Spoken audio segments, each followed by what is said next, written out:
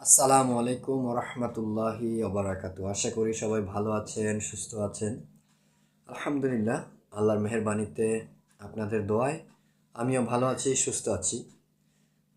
গত অনেকগুলো ভিডিও আপনাদের মাঝে উপস্থাপন করেছি। আজকে আরেকটি ভিডিও আপনাদের মাঝে উপস্থাপন করতে যাচ্ছি কোরআন এবং সুন্নাহর আলোকে। গত কয়েকদিন আগে একটি আয়াত পড়লাম। আয়াতটি অনেক কিছু বোঝার আছে। আমরা সবাই আল্লাহ রাব্বুল আলামিনের কাছে জান্নাত কামনা করি। যে নামাজ ঠিকমতো পড়ে না সেও জান্নাত চায়, যে সুদ সুদ খায়, সুদের ব্যবসা করে সেও জান্নাত চায়, যে আল্লাহর হারাম কাজে লিপ্ত সেও জান্নাত কামনা করে, আবার যে আল্লাহ তাআলার একনিষ্ঠ বান্দা সেও জান্নাত কামনা করে। সর্বোপরি কথা হচ্ছে যে আমরা সবাই আল্লাহ রাব্বুল আলামিনের জান্নাত কামনা করি।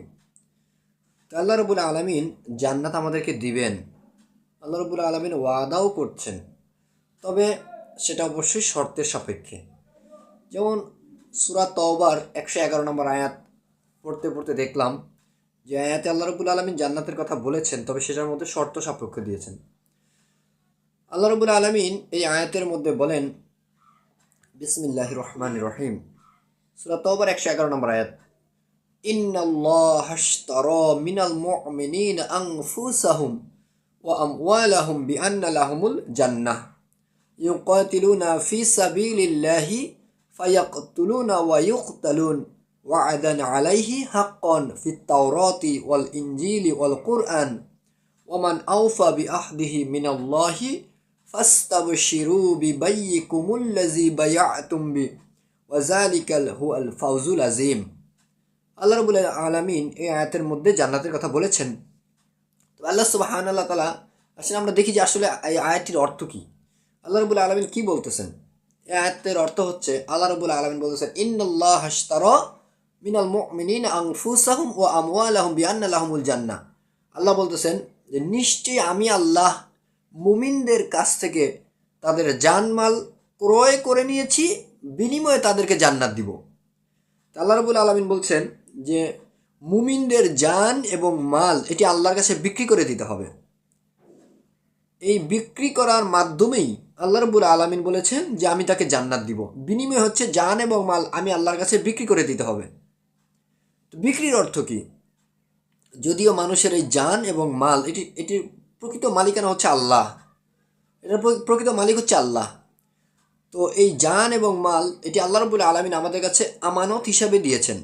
আল্লাহ সুবহানাহু ওয়া তাআলা দেখতে চান যে এই জান এবং মাল এটি কি আমরা আমাদের মর্জি মতো ব্যবহার করি, নাকি আল্লাহ রাব্বুল আলামিনের মর্জি মতো ব্যবহার করি।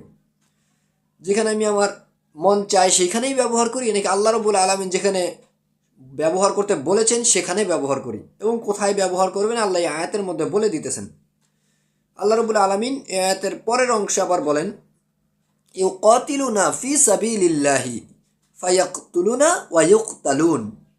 আল্লাহ রাব্বুল আলামিন আয়াতের মধ্যে আবার পরের অংশেই বলেন এই জান এবং মাল কোথায় ব্যবহার করবে। আল্লাহ রাব্বুল আলামিন বলছেন, ইউকাতিলুনা ফি সাবিলিল্লাহি, তারা আল্লাহর দ্বীনকে বিজয়ী করার লক্ষ্যে লড়াই করবে, কখনো মারবে কখনো মরবে।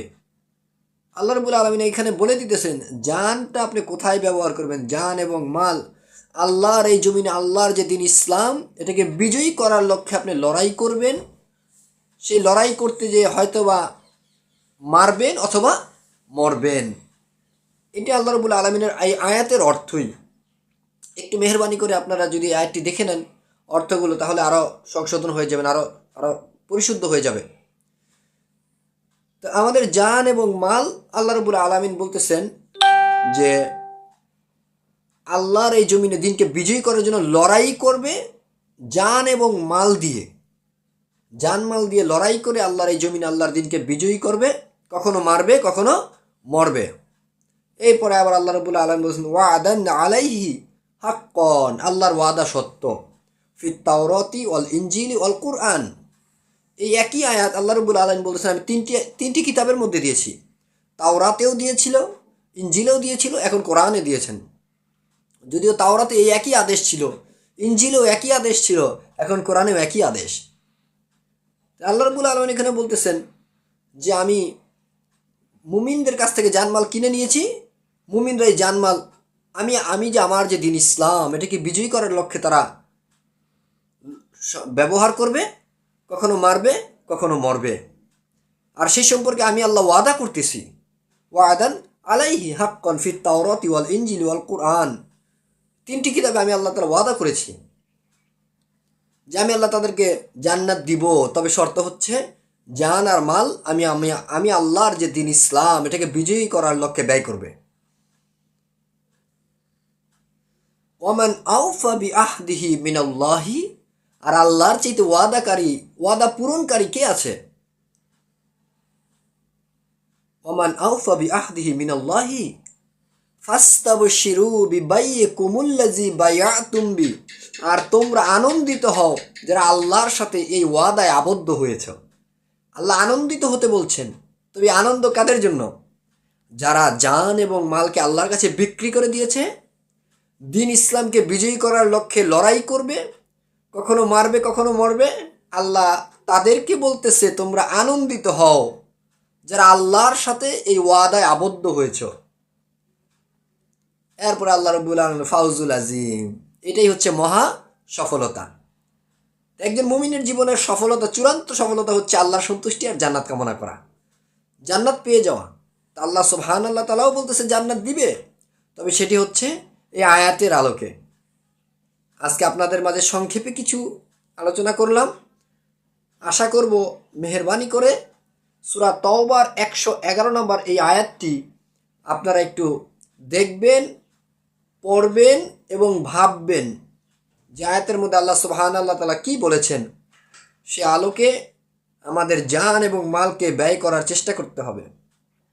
যদি আল্লাহ তাআলার সে জান্নাত কামনা করি, আল্লাহ তাআলার সন্তুষ্ট কামনা করি, তাহলে অবশ্যই নিজেদেরকে আল্লাহ রাব্বুল আলামিনের কাছে সুপর্দ করে দিতে হবে। মুমিনের জীবনে চূড়ান্ত লক্ষ্য হচ্ছে আল্লাহর সন্তুষ্ট আর জান্নাত, জাহান্নাম থেকে বেঁচে যাওয়া। আসসালামু আলাইকুম ওয়া রাহমাতুল্লাহি ওয়া বারাকাতুহু।